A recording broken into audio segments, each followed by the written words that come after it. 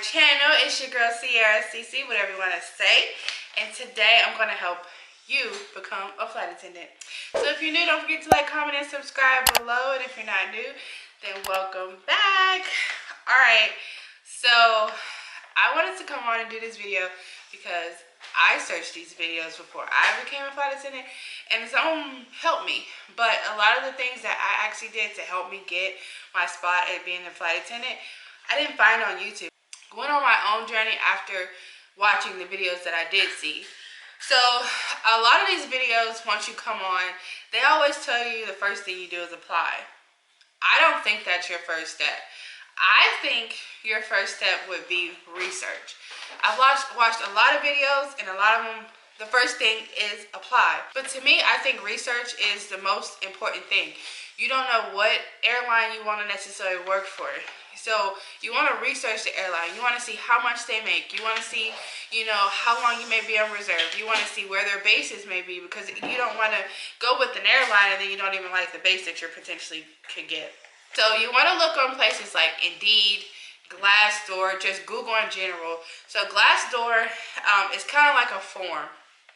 And on here, it will be past employees, current employees, and they will leave their thoughts about, is it a good company to work for, what they didn't like about it, what they liked about it, and it has the salary, the starting salary.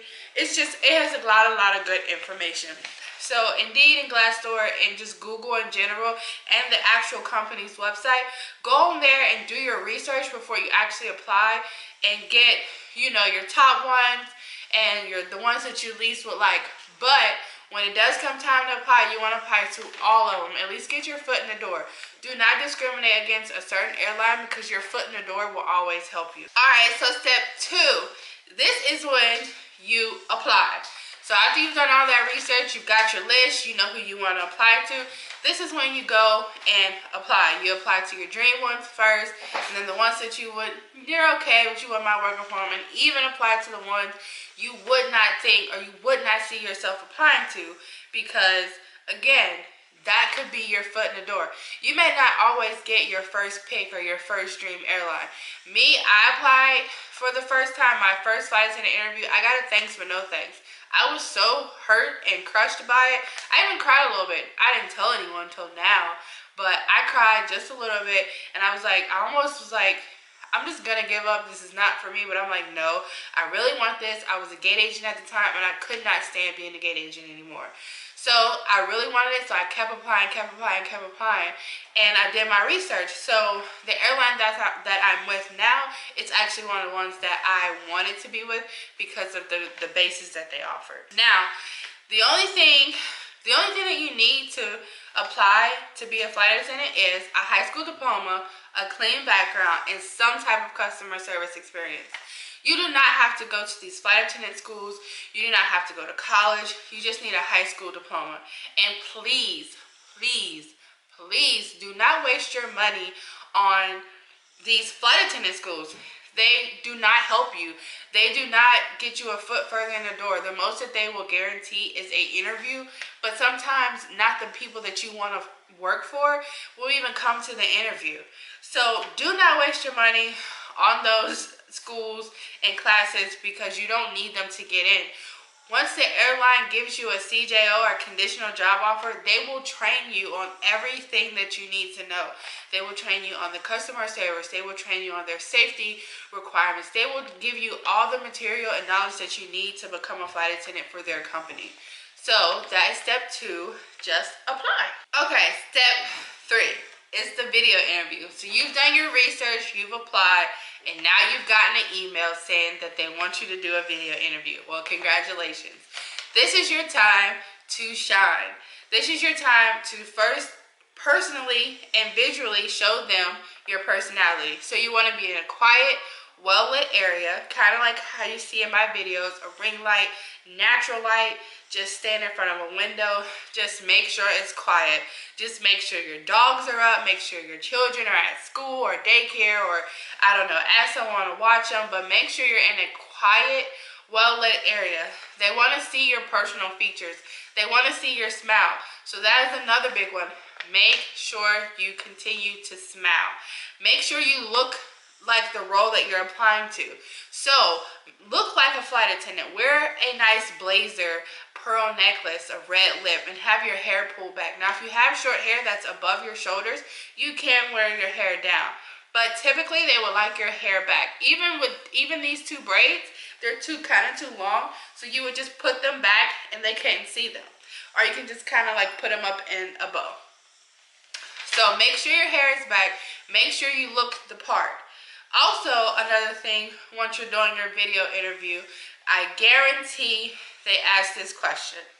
Why do you want to be a flight attendant? Know why you want to be a flight attendant. Look in the mirror, practice with someone. Know why you want to be a flight attendant, because that is mostly on all of the video interviews.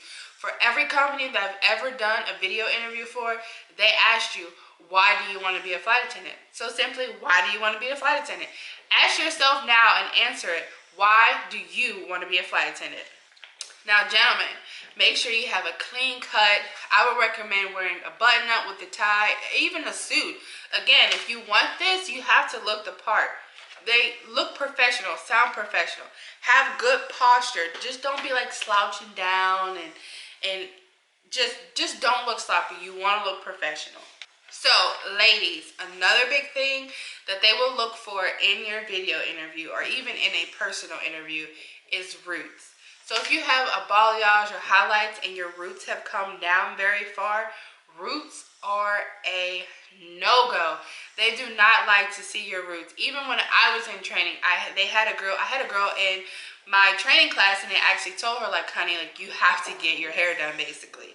So if you have grown out balayage or grown out highlights, get those done or take care of those before your video interview, because that could potentially disqualify you. You want to use this time to show that you're personable, that you're confident. Be confident in everything that you say. Try not to use words like and I'm very good. If you watch my videos, I'm very horrible at using the word I just don't know what it is, but that's just like a comfort word to me is But try not to use words like be confident. Use this time to shine as if you were sitting right across from them, and just make your personality come through that computer screen when they watch your video. And always remember, safety is number one when they are asking you these questions. So you always, always, always want to smile and make sure safety is always your number one priority. Okay, so you've done your research, you've applied, you've done your video interview, and now it's step 4, your face-to-face interview. Now this is when you have to basically show up and show the hell out, because it's not just you gonna be there. It's gonna be you plus hundreds of other people potentially. Regional airlines, they have smaller group interviews, but the main lines, there's usually hundreds of people there. So you have to show them why they should hire you over everyone else in the room. So you have to outshine everyone, but do it respectfully and do it professionally. All right? So the main thing, not the main thing, but one of the key points to a face-to-face interview is smiling. You have to smile, smile, smile, smile, and smile again. You have to smile so much that your cheeks are gonna hurt once you leave that interview. That's how much you have to smile. Like, do not stop smiling, okay? Another thing you want to do is you want to be sociable. You want to speak to everyone around you. You want to speak to everyone in the room, because they are watching you. You may not think they're watching you, but they are watching you. They are watching you to see if you are smiling. They're watching to see if you are talking to everyone. They're watching to see how you react and interact with everyone in. Now, one of my suggestions before you go to your face-to-face interview is revert back to step 1. Do your research again. All right? Now, I say that because once I got my face-to-face email, I reverted all the way back to step 1 and I did my research for the particular airline that I was going to the face-to-face for. And what I found out is once I got to my face-to-face interview and I went to my one-on-one, every question that I seen on Glassdoor was the very question that they asked me. So every time they asked me my question, I already had my answers in my head and I was on point. answering them questions with no problem at all. So before you go to your face-to-face interview, do that research, okay? Look on Glassdoor and look up under interview questions, because 9 times out of 10, they will help you. People who went to the one-on-one interviews or the face-to-face interviews, sometimes they go on there and they will post the current ones. Now, I'm not going to tell you the current ones, but you can go on there and look and find out, and it will help you tremendously. Alright, so again, you want to wear the same thing that you wore in your video interview. So you want to look the part. You want to look like a flight attendant. Wear a nice dress or a skirt suit, pantsuit. Guys, of course, you're going to wear a suit. I hope you wouldn't show up in a skirt. But if you do, hey, that's your right. But you want to have the classic red lip. Potentially, you don't have to. I've seen people get CJOs without red lips. But I wore a red lip and I got my CJO. Not saying that's to make a break, but it helps. So typically how face-to-face interviews work is you show up. Usually they do a presentation about information about the company, how long you may be on reserve, what's your salary for the first year. They may even give you a breakdown of the raises that you'll get after your 6 months, after your year, and all that. So it's very informative. Is usually the first presentation. And then usually you'll go and do a icebreaker. So icebreaker is just like a group activity. It's different with every airline, so that's not something you can know going in. But basically, again, they're watching to see how you interact or problem solve and work with other people. So they usually start off with a group activity. Once you've done your group activity, usually they will send you off and do like a break or whatever, give you like a lunch break, because it's usually an all-day process. So don't think you're going in there real quick and sweet and get on out. No, it's usually an all-day process. So they'll send you on a break, and usually after break, they'll kind of separate you guys, and either they'll invite you to the face-to-face. Sometimes they give everyone a face-to-face, or sometimes they kind of slowly pull people to the side. The people that are going home, and then the people that are getting the face-to-face. So it could happen either way. Either everyone will get a face-to-face, or they'll kind of start secretly like pulling you. You won't even know what's happening. Now, before you get to your face-to-face, all the recruiters will introduce yourself. A big key to your face-to-face interview is remembering their names. So remember their names. Now, remembering their names is kind of going to be like, oh, she remembered my name was Sierra. Okay, I like that. That's just going to give them, it's going to give you more brownie points. Now, I'm not going to go into too in-depth about this part, because I am going to make a separate video on how to pass your face-to-face interview, so stay tuned for that.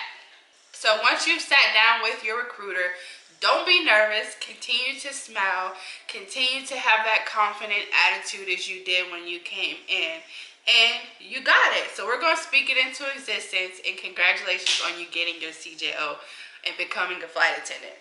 So you just use that time to be confident, get your key points out, and do not overspeak the recruiter. Take your time, listen to them, and then answer your questions. And once you've finished your one-on-one, they will either let you know right there on spot, or they will say, hey, we'll let you know in such and such amount of time, and you will get an email, and congratulations, you're now a flight attendant. So I hope that helped you.